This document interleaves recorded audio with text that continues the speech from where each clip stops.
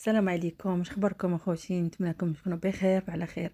اليوم ان شاء الله غادي نشارك معكم هاد الوصفه ديال الحريشات بالشعير.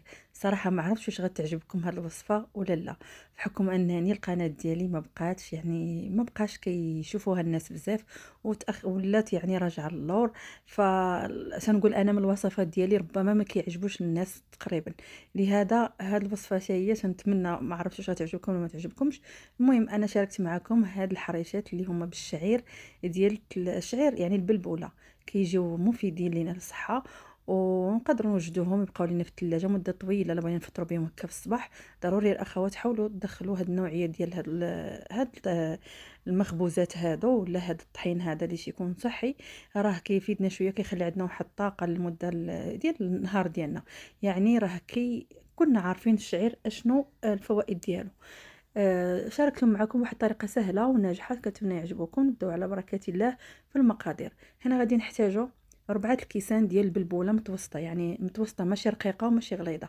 غادي نضيف ليها الماء، غادي نغسلها 2 مرات. المره الاولى كنغسلوها ونصفيوها، وكنعاودوا هذه العمليه المره الثانيه. بالنسبه ما كنبقاوش نغسلو فيها مزيان باش ما نحيدوش ديك النشويات ديالها. ضروري حتى هي راه كتنفعنا. 2 غسلات كافيين الاخوات، الله يجعل شي بركه. صافي هنايا صفيتها. غادي نعاود نحطها في هذا الاناء هذا، وغادي نضيف عليها الماء تيكون غليان حتى كتخرج منه ديك السبوله. غادي نضيفوا واحد الكميه اللي غادي نغطيو بها هاد السميده هادي، هاد البلبوله هادي عفوا. يعني ماشي نكثروا نغطيوها بزاف، هانتوما كتشوفوا غير شويه من الفوق. غادي نغطيها هنا ساعه المكانه. من بعد ما كنرجعوا ليها كنلقاوها تشربت داك السوائل كامله. هانتوما كتشوفوا القوام ديالها. كنحركوها هكا بالمعلقه. من بعد غادي نضيف انايا ربع كاس تاع زيت الزيتون. غادي نضيف هنايا 2 معالق ديال السمسم، كنبغيها يعني كنبغي ندخل فيها السمسم لاني كي تا هو مفيد لينا للصحه ديالنا. معلقه ديال الخميره صغيره، ومعلقه ديال الملحه، ومعلقه كبيره ديال العسل. انا ضفت عسل طبيعي، يمكن لكم تعوضوه بعسل ديال العادي ديال الدار، او ما تضيفوش كاع.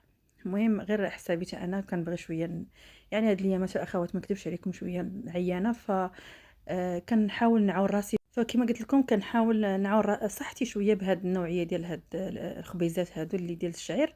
صافي انا ضفت ليهم كاس ديال العنبه ديال اما تضيفوا السميده الرقيقه ولا تضيفوا الفينو. انا ضفت الفينو البنات، ما عنديش سميده رقيقه، فكنحضرهم مع ما عمرني شاركتش معكم، كنفطر بهم الصراحه بزاف.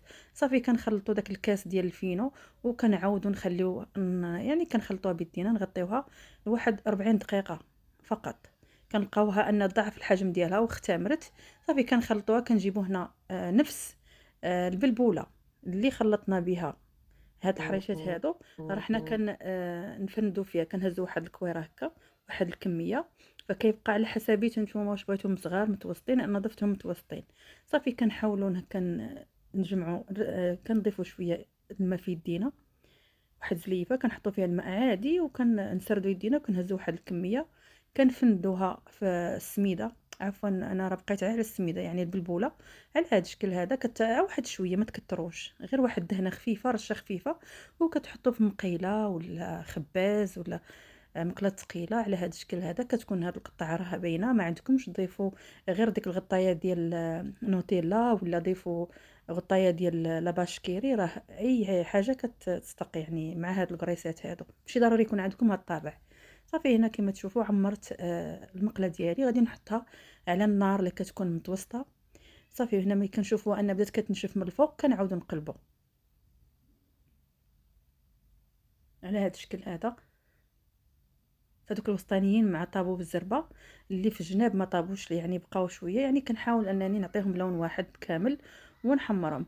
بالنسبه للنار ما تكونش مجهده، غير متوسطه، وهما راه كياخذوا اخوتي الوقت صراحه يعني زوينين. وفي نفس الوقت يعني غير هذه القضيه ديال الطياب والوقت اللي كيديو يعني كتعيي شويه. ولكن الا كان عندكم المقله هكا كبيره ولا خباز كبير، راه غادي تسربيو روسكم دغيا. صافي كنبقاو نقلبوه هكايا ونقلبوا فيهم حتى ياخذوا لنا هذا اللوين هذا مذهب وكيطيب. الا جهدنا عليهم النار غيتحمروا وما غاديش يطيبوا لنا من الاسفل، يعني من الداخل. صافي هنايا حطيت الكميه اللي حضرت معاكم. هنايا كان عندي اتاي كان الفطور، لاني هادشي حضرته في فطور الاخوات.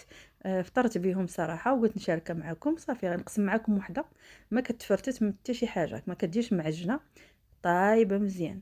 اللي بغات تهلا بصحتك اختي، دخلي الشعير الجسم ديالك، راه ضروري كيفيدنا، لان هذا هو اللي كانوا عايشين به والدينا وجدودنا وكلشي، كانوا ما شاء الله يعني صحتهم، يعني وبقى عندهم الصحه لدابا. اما حنايا ديال هذا الوقت هذا راه هرمنا. ايوا هذا ما كان. صافي هنايا بشويه ديال الزبده وعسيله بلديه ولا زيت الزيتون اللي بغيتو نتوما، مع بريريط ديال اتاي. ايوا فطروا بصحه وراحه. كنتمنى الوصفه ديال اليوم تعجبكم. خليوا لي لايك الا عجبتكم الوصفه، وتسناوني ان شاء الله في وصفات اخرى. شجعوني الله يخليكم بلايك، في التعاليق ديالكم اللي كتفرحني، ما تنساونيش. في امان الله.